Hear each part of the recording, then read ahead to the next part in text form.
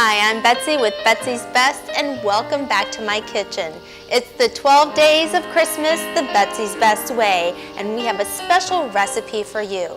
This one's bringing kids in the kitchen and finding some healthy recipes for you to make together. That's one of my favorite things to do during the holidays, is to be in the kitchen with my daughter. It's great bonding time, and it's teaching her those culinary skills she'll need in the future. So why not create a healthier recipe for your children this holiday season? I've created a really unique mock cookie recipe.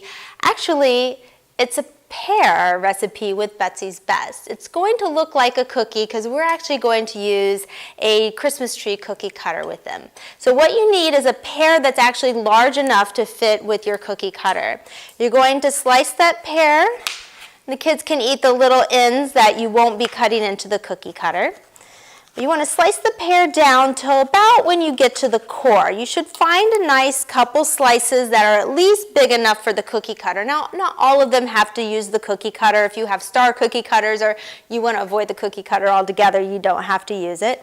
But you can have your kids help you with this so they can push out the Christmas tree shape with the pear cutter. So you'll end up with a pear in the shape of a Christmas tree.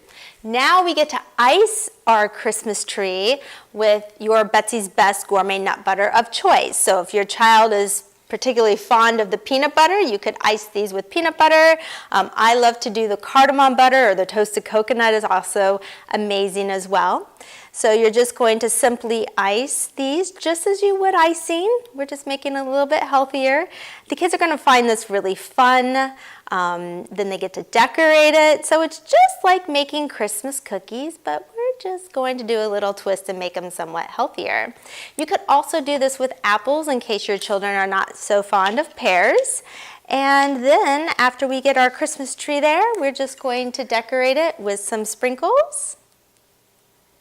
And that's it. It's a really simple recipe. There's no baking. You don't have to turn the oven on. No way you can mess up this recipe, and the kids will simply enjoy it. So from my kitchen to yours, have a happy and healthy holiday.